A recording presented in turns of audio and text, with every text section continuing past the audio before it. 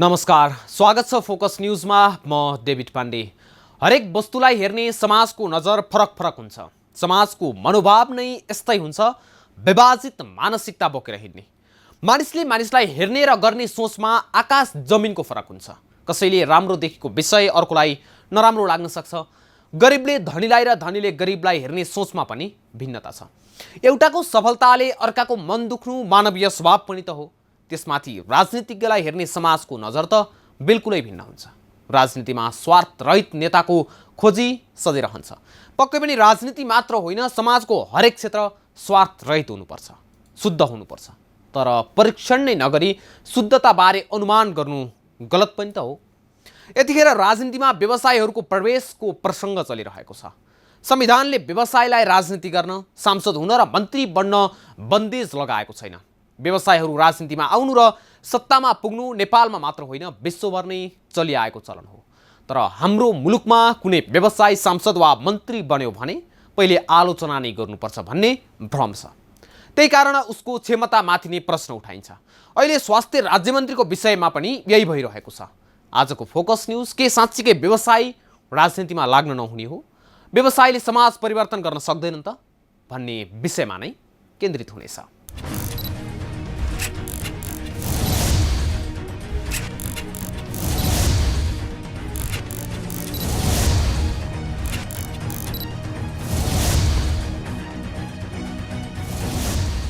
अहिलेसम्मको इतिहास हेर्ने हो भने नेपालको राजनीतिको माथिल्लो तहमा रहेकाहरू 30-40 वर्षदेखि यही पेसामा नै छन्। मन्त्री पनि उनै भएका छन्, जे गरेका छन् उनैले गरेका छन्। अब एउटा प्रश्न, उनीहरूले गरेको कामबाट हामी सन्तुष्ट छौँ त? के उनीहरूले साँच्चीकै देश विकास गरेका छन् त? जवाब छैनमा आउँछ। यति हुँदाहुँदै पनि राम्रो व्यवस्थापक कहलिएका सफल व्यवसायीहरू राजनीतिमा अगाडि आउँदा भने आलोचना हुँदै आएको छ। अहिले राज्यमन्त्री बनेका उमेश श्रेष्ठको विषयमा पनि उनको क्षमताको परीक्षण नै नहुँदै उनको खेदो खन्न थालिएको छ। त्यो पनि केवल व्यवसायी मन्त्री बन्यो भन्ने आधारमा।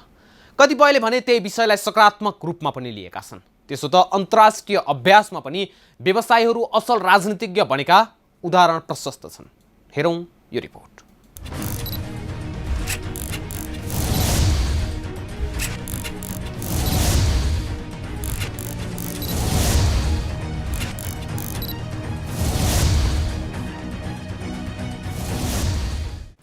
प्रधानमन्त्री शेरबहादुर देउवाले व्यवसायी उमेश श्रेष्ठलाई आइतबार स्वास्थ्य राज्यमन्त्रीमा नियुक्त गरे। कोरोना महामारीका बेला सम्बन्धित क्षेत्रबारे जानकार नरहेको र स्वार्थ बाँझिने गरी श्रेष्ठलाई स्वास्थ्य राज्यमन्त्री बनाएको भन्दै विरोध भयो। के साँच्चीकै व्यवसायलाई मन्त्री बनाउनु नहुने हो? यो प्रश्न भने अहिले बहसमा आउन थालेको छ। कतिपयले विरोधको कुनै औचित्य नहुने र यो महामारीका बेला कोरोनाको विषयमा नै जानकार व्यक्तिलाई राज्यमन्त्री बनाउँदा झन राम्रो हुने बताउँछन्। खास गरी व्यवसायीहरूले उमेश श्रेष्ठलाई यो समयमा स्वास्थ्य राज्यमन्त्री बनाउनु अत्यन्तै राम्रो भएको टिप्पणी गर्न थालेका छन्।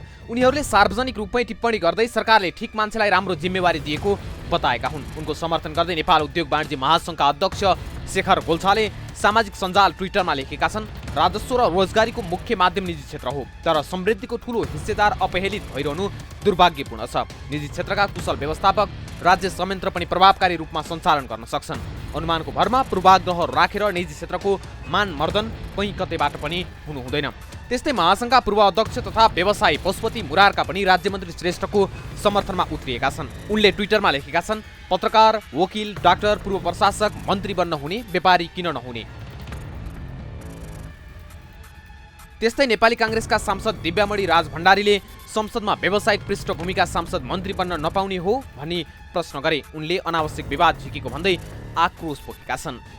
अहिले व्यवसायीहरूको बारेमा ठुलो चर्चा भइरहेको छ। संविधानले व्यवसायीहरूलाई सांसद बन्न दिएको छ, तर अहिले मन्त्री बनेका र हिजो मन्त्री बनेका व्यवसायीहरूको बारेमा टिक्का टिप्पणीहरू आएको हुनाले यो बारे पनि को चाहिँ बन्नु सक्छ, को बन्नु सक्दैन, कानुन र नियम बनोस्। म के चाहन्छु भनेदेखि यथाशीघ्र यो संसदले नियम कानुन बनिकन त्यो नियम कानुन अनुसार चाहिँ अगाडि चलोस्। आज यस संसदमा सभामुख मार्फत न्याय कानुन मन्त्री यहीँ हुनुहुन्छ, यसलाई ढिलो नगरौँ। पार्टीको नियम बनाउन ढिलो गरे जस्तो यहाँ ढिलो नगरौँ, यथाशीघ्र कार्य गरौँ, त्यो अगाडि चढौँ। त्यसले गर्दाखेरि हामी अगाडि बढ्न सक्छौँ र हामी काम गर्न सक्छौँ। आखिर को हुन् त उमेश श्रेष्ठ? स्वास्थ्य राज्यमन्त्रीमा नियुक्त श्रेष्ठ मूलतः शिक्षा क्षेत्रका व्यवसायी हुन्। श्रेष्ठ 2012 सालमा भोजपुरमा जन्मिएका व्यक्ति हुन्। 42 वर्षअघि भोजपुरबाट काठमाडौँ आएका उनी हाल शैक्षिक तथा स्वास्थ्य क्षेत्रमा संलग्न छन्। संसदको शिक्षा तथा स्वास्थ्य समितिका सदस्य रहेका उनी ललितपुरको हात्तीवनमा रहेको लिटिल एन्जल्स एजुकेसन ग्रुपका संस्थापक अध्यक्ष हुन्। उनी उच्च माध्यमिक विद्यालय एसोसिएसन हिसान र प्याप्सनका पूर्व अध्यक्ष समेत हुन् भने हाल सल्लाहकार छन्। उनी काङ्ग्रेसमा दोस्रो पटक समानुपातिक कोटाबाट सांसद बनेका व्यक्ति हुन्। यसअघि उनी संविधान सभा सदस्य थिए। श्रेष्ठको नेपालको शैक्षिक क्षेत्रमा मात्रै नभएर अन्य व्यवसायमा पनि लगानी छ। उनले व्यावसायिक सुरुवातमा भने लिटिल एन्जल्स स्कुल खोलेर शैक्षिक व्यवसायका रूपमा परिचय बनाएका थिए। उनी प्राइम कमर्सियल बैंकका पूर्व अध्यक्षसँगै मुख्य लगानीकर्ता पनि हुन्। उनको पछिल्लो समय जलविद्युत आयोजनामा पनि लगानी छ। उनी 5 थर पावर कम्पनी प्रालिका अध्यक्ष हुन्। यस्तै Sanigad hydro power Bajhang, Kalanga hydro Bajhang, Bungal hydro Bajhang, vision energy Ramechhap र माउन्टेन एनर्जी म्याग्दीमा पनि उनको लगानी छ।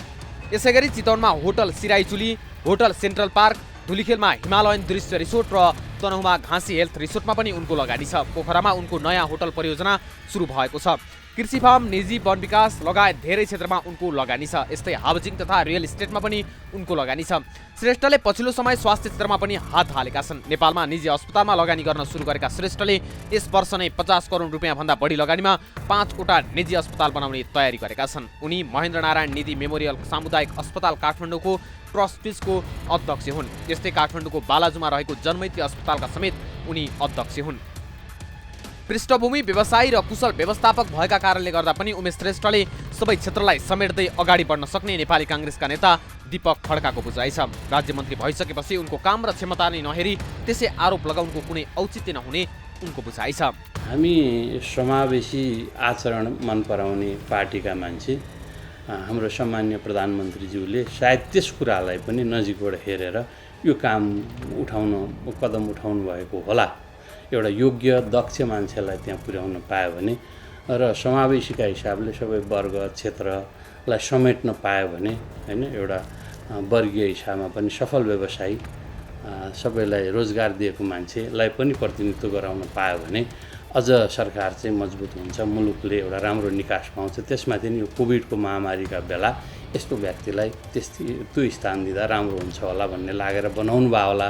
मेरो त आग्रह सामान्य प्रधानमन्त्रीलाई के छ भनेपछि तपाईँकै टेलिभिजन मार्फत म भन्न चाहन्छु, आग्रह गर्न चाहन्छु, उहाँलाई राज्य मन्त्री होइन फुल मन्त्री बनाउनुपर्छ त्यसै मन्त्रालयमा।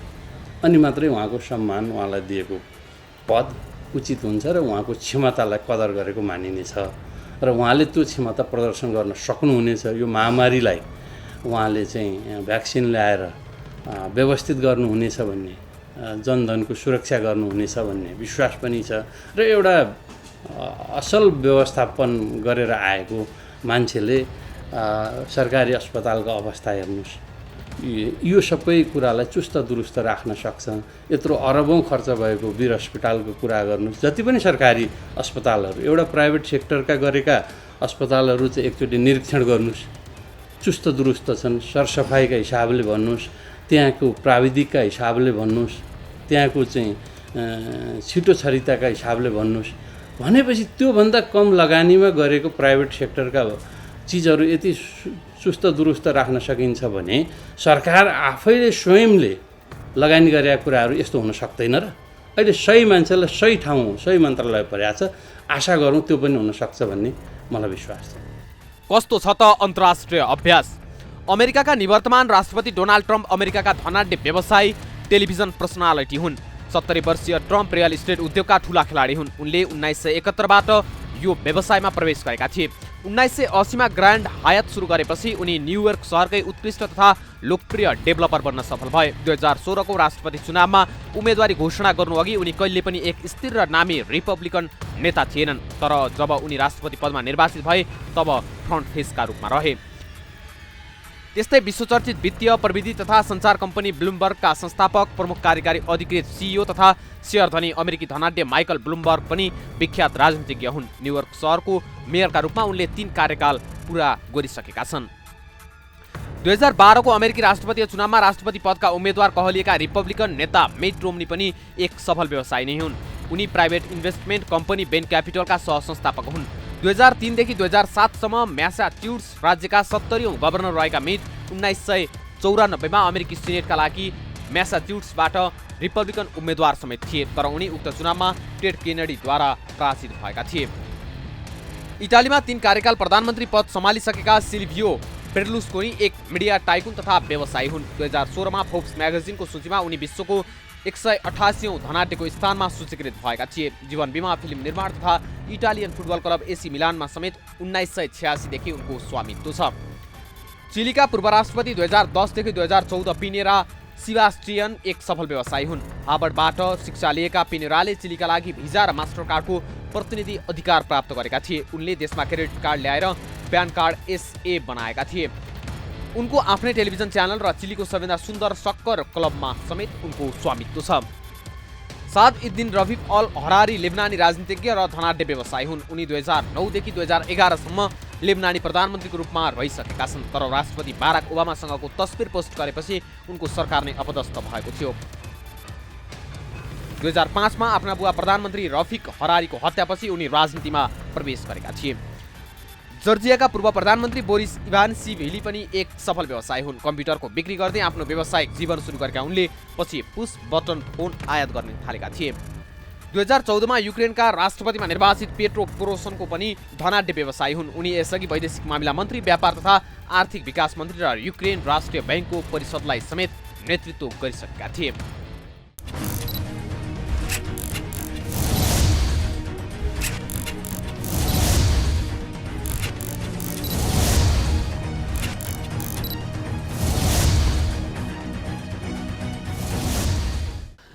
विश्वका सफल अनि विकसित मुलुककै उदाहरण हेर्ने हो भने तिनै व्यवसायले राजनीतिमा प्रवेश गरेसँगै समाज परिवर्तनमा ठूलो भूमिका खेलेका छन्। तर हाम्रो जस्तो देशमा राजनीतिलाई पेशा बनाउनेले केही गर्न सकिरहेका छैनन्।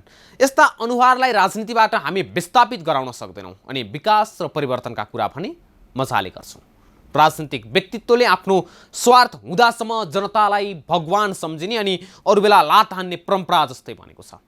यी लगायतका विषयसहित उपस्थित हुनेछौँ एकैछिनको विश्रामपछि।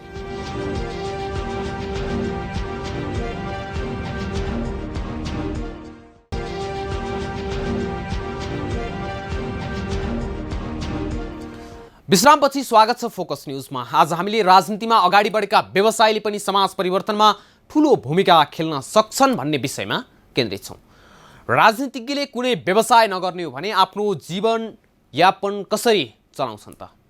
अहिले सबैभन्दा बढी खड्किएको प्रश्न हो यो। एकपटक सांसद सधैँ त्यो पदमा रहँदैन। यस्तो स्थितिमा ती राजनीतिज्ञको जिउने आधार के हुन्छ त?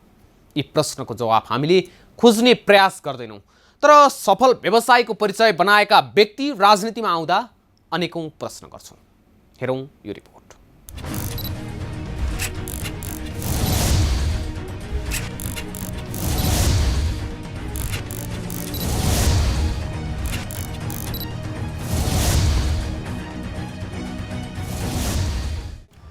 यतिखेर राजनीतिमा व्यवसायहरूको प्रवेशको बहस चलिरहेको छ। संविधानले व्यवसायलाई राजनीति गर्न, सांसद हुन र मन्त्री बन्न बन्देज लगाएको छैन।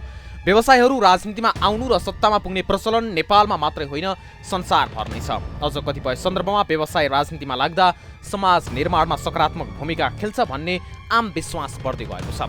नेपाल र दक्षिण एसियामा मात्र होइन, व्यवसाय र उद्योगीहरू राजनीतिमा आउने गरेको, चाहे अमेरिका होस् चाहे छिमेकी मुलुक भारत नै किन नहोस्। विश्वका विभिन्न मुलुकमा अर्बपतिहरूले नै मुलुकको बागडोर सम्हालिसकेका छन्। नेपालको परिवेशमा हरेक पटक व्यवसाय राजनीतिमा आउनु, सांसद र मन्त्री हुँदा समाजमा तीव्र विरोध सुरु हुन्छ।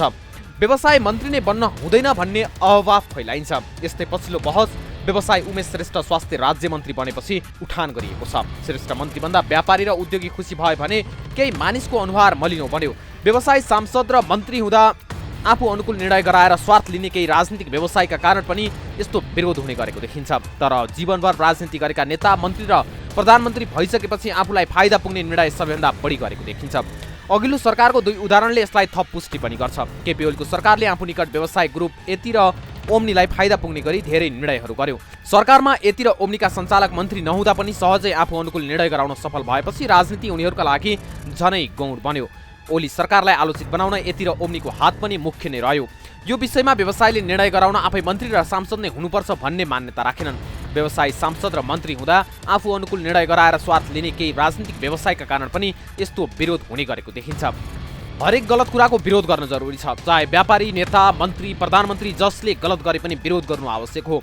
पदमा बसेर अनैतिक काम गर्दा विरोध हुँदा पद छोड्नुपर्छ। गोकुल बास्कोटा हुन् वा कृष्णबहादुर महरा वा स्वयं प्रधानमन्त्री ओली नै किन नहुन्, गलत निर्णय र कामका कारण उनीहरूले पद छोड्नु पर्यो। विरोध र आलोचित हुँदै गएपछि उनी आफैले प्रधानमन्त्री छोड्न नखोजे पनि छोड्न बाध्य हुनु पर्यो। उमेश श्रेष्ठ अहिले राज्य मन्त्री हुन्। उनले आफूलाई फाइदा पुग्ने काम गरे भने वा आफू अनुकूलको निर्णय गरे भने त्यसको विरोध सुरु भइहाल्छ र उनले पद छोडिहाल्नुपर्छ। साथै कारबाही पनि अघि बढ्छ। तर मुलुकको राजस्वमा योगदान पुर्याइरहेका निजी क्षेत्रलाई नै माफिया र लुटेराको संज्ञा दिएर विरोध सुरु गरिहाल्नु उचित देखिँदैन। स्वार्थ बाजिएर भोलि कुनै भ्रष्टाचार गर्यो भने, काम गरेन भने तत्कालै कारबाही गर्ने कुरा छ नि त। अलि न अल त होइन, त्यसमाथि प्रधानमन्त्री स्वयं हुनुहुन्छ होइन। त्यसो भएका कारणले यो डाहाले भन्ने कुरा, रिसले भन्ने कुरा, कसले के प्राप्त गरिन भनेर गर्ने टिक्का टिप्पणी कुनै तुक छैन, अर्थ छैन।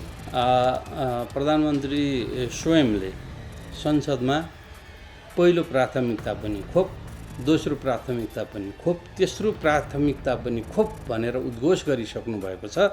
र अर्को कुरा, सरकारको दायित्व भनेको जनताको जीव धनको सुरक्षा गर्ने हो भनेर उहाँले प्रष्ट रूपमा आफ्ना कुरा राखिसकेपछि यो मैले निगरानी गर्नुपर्छ भन्ने उहाँलाई लागेर राज्य मन्त्री तल्लो तहमा व्यवस्थापन गर्ने र प्रधानमन्त्रीसँगै संवाद गरेर यो कार्यान्वयन गर्न सकिन्छ भनेर सायद राज्य मन्त्री दिएको होला भन्ने मलाई लाग्छ। विरोध हुन थालेपछि प्रधानमन्त्री शेरबहादुर देउवा र काङ्ग्रेस महामन्त्री पूर्णबहादुर खड्काले मन्त्री चयनका विषयमा गल्ती भएको बताएका छन्। निजी क्षेत्रको अनुभव, स्रोत र साधन स्वीकार गर्नेले उसको नेतृत्व र व्यवस्थापन पनि स्वीकार गर्नुपर्छ। यद्यपि त्यो जनताका हितमा हुनुपर्छ। निजी क्षेत्रले पनि आफ्नो भूमिका र योगदान मुलुकमा कति छ भनेर संस्थागत रूपमा नभन्ने हो भने सधैँभरि चन्दादाताको रूपमा मात्र दल र नेताले प्रयोग गरिरहन्छन्। उमेश श्रेष्ठको बहानामा पुरै निजी क्षेत्रलाई तर्साउने गरेर निशाना बनाउँदा यसले फाइदा पुग्ने देखिँदैन। व्यवसायहरूको एउटा क्षेत्रमा मात्र लगानी हुँदैन, हरेक क्षेत्रमा लगानी हुन्छ। त्यसैले कुनै न कुनै मन्त्रालय सम्हाल्दा कुनै न कुनै व्यवसायमा ठोक्किने गर्छन्। यसमा ती राजनीति गर्ने व्यवसायी सचेत हुनुपर्छ। सक्रिय राजनीतिमा रहेका अरबपति विनोद चौधरी अहिले सांसद छन्, भोलि मन्त्री बन्न सक्छन्। उनी जुन मन्त्रालयमा बसे पनि त्यो मन्त्रालयसँग सम्बन्धित व्यवसाय उनीसँग छ। आर्थिक र कूटनीतिक विषयका जानकार चौधरी राजनीतिमा आएर मन्त्री हुँदा विरोध गर्ने के समर्थन। तर व्यवसायी र उद्योगको व्यवस्थापन र आर्थिक स्रोत परिचालन गर्ने क्षमतालाई प्रयोग गर्न सक्ने हो भने नतिजा राम्रो पनि आउँछ। खासमा गुण र दोषको आधारमा समर्थन र विरोध हुन आवश्यक छ। काम कस्तो गर्छ त्यसको नतिजाको पर्खाइमा हुनुपर्छ। यदि श्रेष्ठले राम्रो कामको थालनी गरे भने समर्थन गर्ने कि नगर्ने, नराम्रो काम गरे भने त उनलाई पदमा बसिरहने छुट छँदै छैन। ठुला निर्णय गर्ने र हस्ताक्षर गर्ने अधिकार पनि हुँदैन। तर एकैपटक निजी क्षेत्रलाई नै टार्गेट गरेर विरोध गर्नुले समाजमा अर्को खाडल पैदा गर्छ। नेपालमा आम जनमानसको सोचाइ र कार्यप्रणालीमा गलत धारणा र अभ्यास छ। व्यवसाय भन्ने बित्तिकै लुटेराका रूपमा चित्रण गरिन्छ। बेला बेलामा व्यवसायहरूको अव्यवसायिक गतिविधिले पनि आम मानिसको सोचलाई बढावा दिन मद्दत गरेको छ। विभिन्न समयमा करछली प्रकरणमा मुछिएका व्यवसाय हुन् वा सामान्य किराना पसलदेखि होलसेल व्यवसाय तथा विभिन्न क्षेत्रमा मिलेमतोमा गरिने मिलावट र कालो बजारीले व्यवसायलाई बदनाम गर्न सहयोग गरेको छ। स्वास्थ्य सामग्री खरिदमा जोडिएका व्यवसाय हुन् वा कोरोना महामारीका बीचमा निजी क्षेत्रका स्वास्थ्य संस्थाले मच्चाएको लुट वा निजी क्षेत्रका विद्यालयले शिक्षाका नाममा मच्चाएको लुटले व्यवसायहरू बदनाम हुँदै गएका छन्। उद्यमी व्यवसायलाई गलत रूपमा प्रचार गर्न राजनीतिक दलका नेता र कर्मचारीहरू पनि लागि परेको पाइन्छ। सरकारी कर्मचारीहरू निजी क्षेत्रको नाम लिने बित्तिकै लुटेरा शैलीको शब्द प्रयोग गर्ने प्रचलन यद्यपि कायमै छ। राजनीतिक दलको स्टन्ट एउटा र व्यवहार अर्को हुँदा व्यवसायप्रति नकारात्मक भूमिका निर्माण गर्न सहयोग मिलेको छ। राजनीतिक परिदृश्यहरूमा व्यवसायले खेल्ने भूमिकाले पनि उनीहरूलाई हेर्ने दृष्टिकोणमा फरकपनको महसुस गराइरहेको छ। व्यवसायहरूले आफूलाई नाफा हुन्छ भने जस्तोसुकै काम पनि गर्न तयार हुन्छन् भन्ने सन्देश प्रभावित हुनु पनि अर्को कारण हो। राजनीतिक नेतृत्वले व्यवसायसँग सम्बन्ध बनाएर आफ्नो काम फत्ते गर्ने गरेका धेरै उदाहरण छन्। व्यावसायिक राजनीति कि राजनीति व्यवसाय, राजनीतिमा लागेकाहरूलाई समाजले सोध्छ न व्यवसाय छ न कुनै आम्दानी, तर यत्रो सम्पत्ति कसरी जोड्यो। फेरि वर्षौं व्यवसाय गरेको पुस्तैनी व्यापार सम्हालेको व्यवसायलाई त्यही समाजले नकारात्मक सोचले हेर्छ। नेपालको निर्वाचन प्रणाली अत्यन्तै महँगो साबित हुँदै गएको छ। यसले निर्वाचनमा खर्च गर्ने ठूलो रकम जो गर्न व्यावसायिक क्षेत्रसँग हात थाप्नुपर्ने अवस्था छ। निर्वाचनमा रकम जोहो गरे बापत व्यवसायले पनि केही न केही माग गर्ने र राजनीतिक नेतृत्वले त्यसको परिपूर्ति गर्दै जाँदा दलाल अर्थतन्त्रको विकास भएको पाइन्छ। जनस्तरबाट वा अभियन्ताबाट राजनीतिज्ञलाई जहिले पनि सोधिने प्रश्न हो, राजनीतिक नेतृत्वको सम्पत्तिमा हुने निरन्तर वृद्धिको कारण के हो र उनीहरूको जीवनयापनको आधार के छ। तर तर तिनै व्यक्तिहरू एकातिर व्यवसाय राजनीतिमा आउनु हुँदैन भन्छन्, अर्कोतिर राजनीतिज्ञहरूको कमाईको आधार के हो पनि भन्छन्। आम मानिसहरूमा देखिएको यही दोधारी चरित्रले व्यवसायी र राजनीतिज्ञ दुवैलाई बदनाम गरिरहेको छ।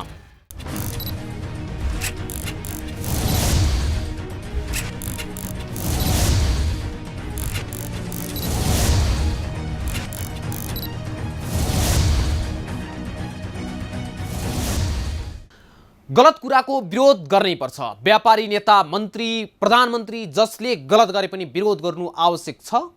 पदमा बसेर अनियमितता गर्नेको विरोध हुन्छ। नैतिकता हुने पद पनि छाड्नुपर्छ। गोकुल बास्कोटा हुन् वा कृष्णबहादुर महरा वा तत्कालीन प्रधानमन्त्री ओली नै किन नहुन्, गलत निर्णय र कामका कारण उनीहरूले पद छाड्नु पर्यो। विरोध र आलोचित हुँदै गएपछि उनी आफैले प्रधानमन्त्री छोड्न नखोजे पनि छोड्न बाध्य हुनु पर्यो।